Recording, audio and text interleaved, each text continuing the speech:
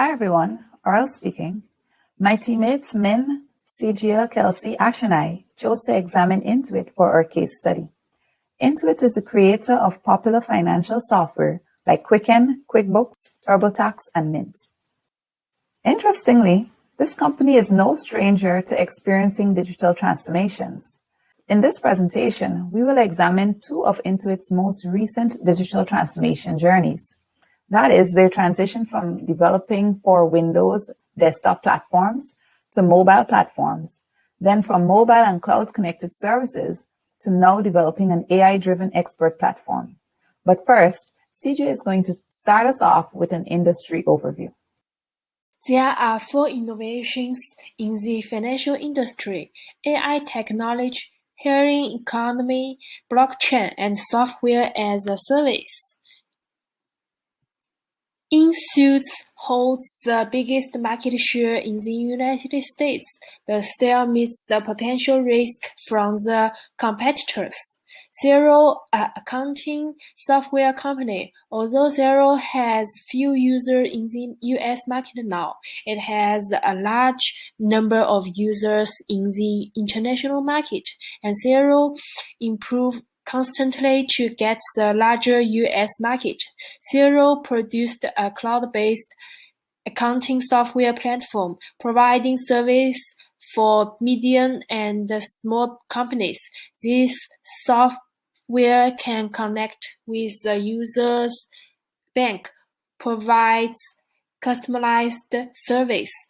Xero uses AI to innovate accounting. It collects data for users, innovate software forecasting, cash flow, help small business to better understand their financial status and make correct decisions. Accountants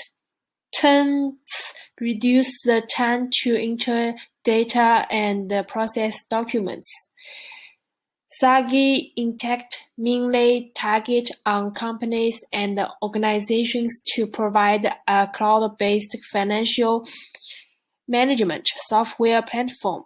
AI and machine learning capabilities of Sagi Intacct to make financial management simple.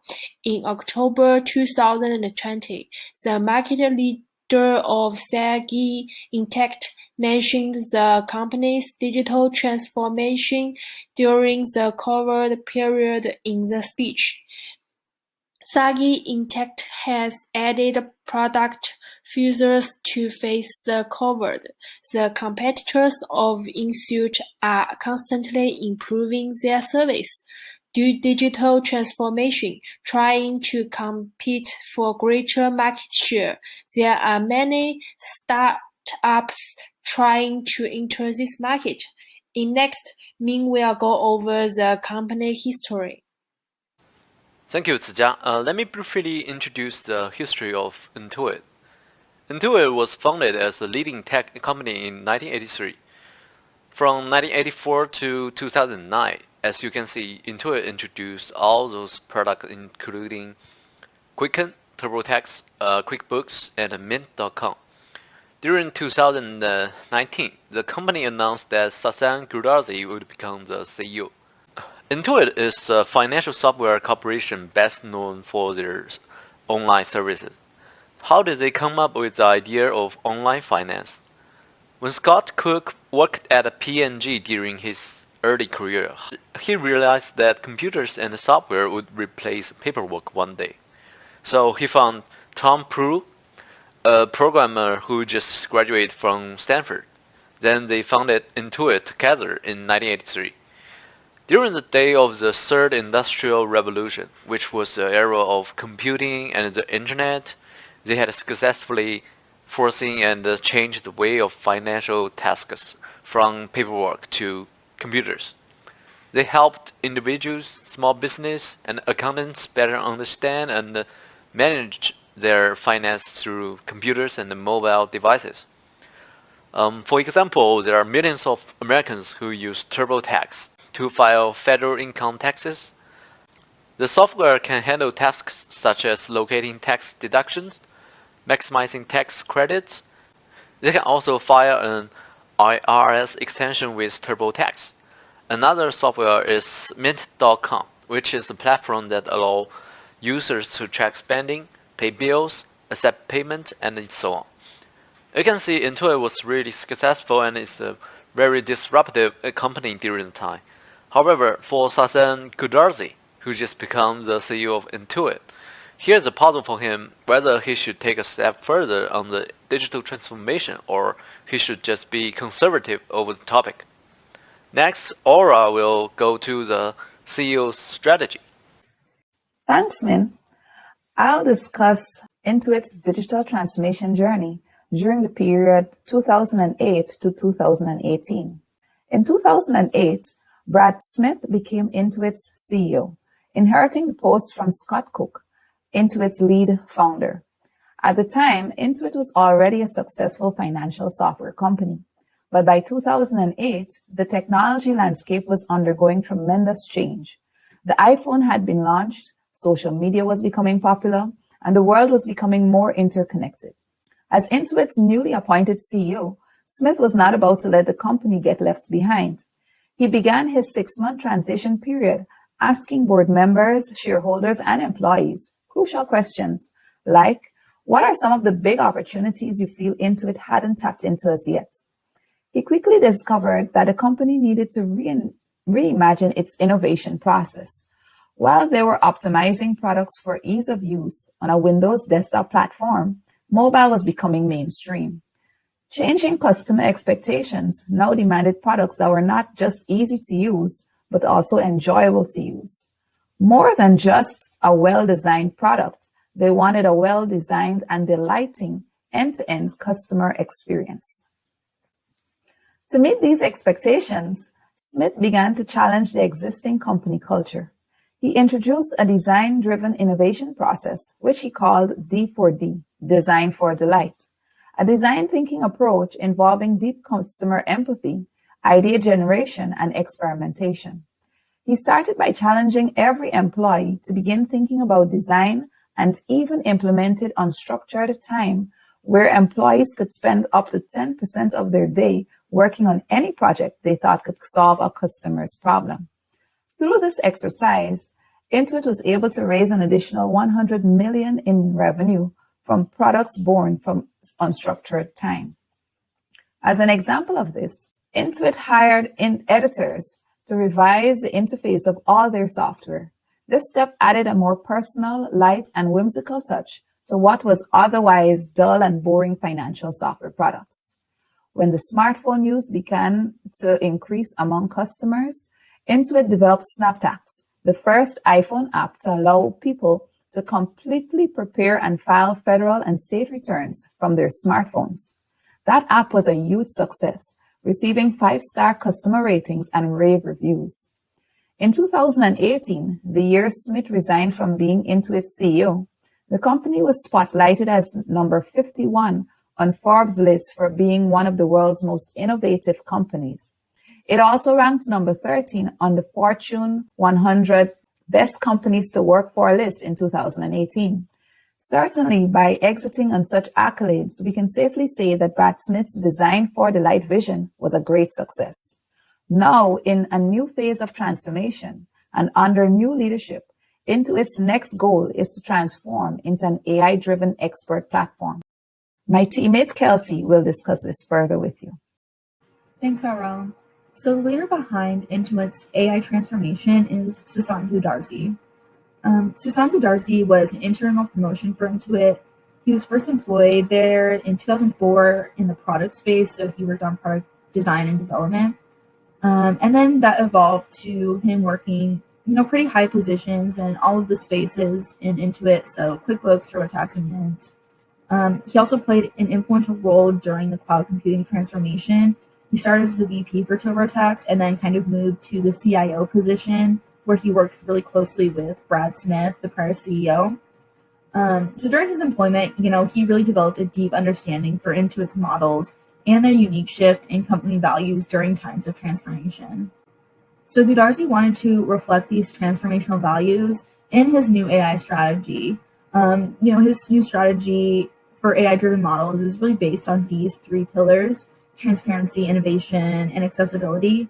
Being transparent where customer data is coming from and going to, what AI algorithms they're using, and then continuing to innovate new technological solutions using advanced research and technology experts, and then providing access specifically through, more disruptive pricing and more direct access to AI and financial experts.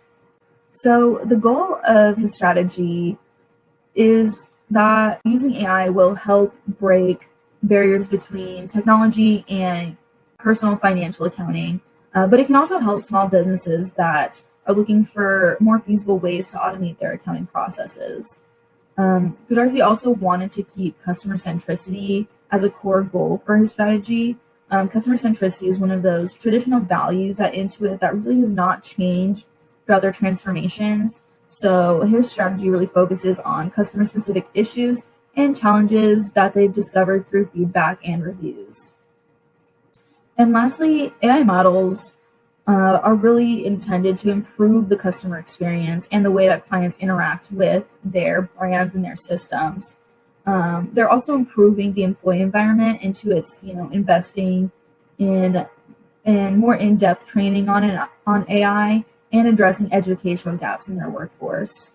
And like I said, with innovation, they are continuing to research those advanced technologies, and they're really attempting to stay ahead of the curve by looking at technologies, that may be mainstream 5 to 10 years out. So keeping an eye on the horizon. So along with the rest of the executive team, Goodarzi was able to outline 5 big bets that have become strong action points in his AI strategy. So first is revolutionizing the speed to benefit. This bet really addresses AI models that drive the customer experience. So Goodarzi believes customers shouldn't have to lift a finger when interacting with Intuit systems, and it should increase efficiencies that maximize benefits in terms of customers' data privacy, their time, automation, and so on. Second is connecting people to experts. So a problem that Intuit really ran into when looking at opportunities in the market was the lack of confidence that consumers had when understanding tax and AI systems. To address this, Intuit launched their live functions, so TurboTax Live, QuickBooks Live, and this led to a growth in their consumer base and proved that their AI models can be scalable and feasible. Third is unlocking smart money decisions. Personal financial literacy is a pretty big problem in the markets that Intuit serves.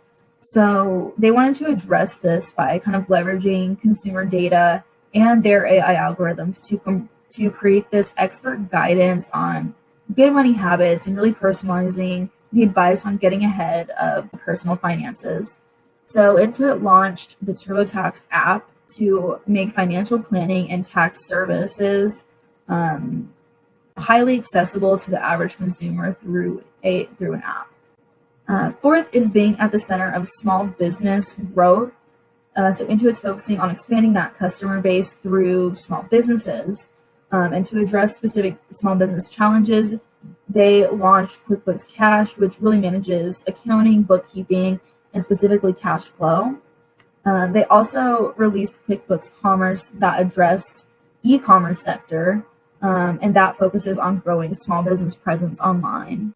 And lastly is disrupting small businesses mid-market. So Intuit really saw an opportunity with the mid-market sector as they were expanding their operations of QuickBooks to address the mid-market's need for a more customized approach. These small businesses are expanding past basic automation. They need more complex bookkeeping. They need more managed employee accounts. So Intuit offers QuickBooks Advanced, which is really offering a disruptive price for mid-market accounting compared to other competitors in the mid-market space. So these 5 bets will be leading issues that will drive Intuit into their next era of AI modeling and move them past their old cloud-based era. So next, I'll pass it to Ash to talk about one of the major strategic decisions in Goodarzi's plan. Thank you, Kelsey. Now, as my colleagues have mentioned, transformations come with a lot of complexity. Here are the three layers to Goodarzi's decision. The first, he announced that the company was going to transition into artificial intelligence, AI. This decision is really inspired by the company's core values, and the decision is in two folds. The first being that Intuit wanted to maintain its competitive edge and stay ahead of the competition like they've always been. And the second, as a leader in user experience design, they've observed that consumer preferences are starting to shift towards virtual solutions and SMEs towards omni-channels and so forth. Now, the second layer probably catalyzed the notion that AI is going to eliminate jobs because the company decided to let go of 715 people. Even though the company is only doing that to eliminate redundancies in roles and systems and to align better with their future investments. And they really have had a great farewell package to all animated employees, but at the end of the day, they are still going to let go of a lot of people. But on the brighter side, the company is also creating 700 new jobs for people that their capabilities fit the digital transformation that the company is undergoing. And this is why you will hear people like with what we've heard from Dr. Z and other people saying that AI is not replacing all jobs as a generalization, rather than only a few jobs. And in the long term, it will create more jobs than it has eliminated. Now, with this, I want to leave you with this question, which is, do you think Goodarzi's decision necessary and a good one, or do you think it's not? Thank you.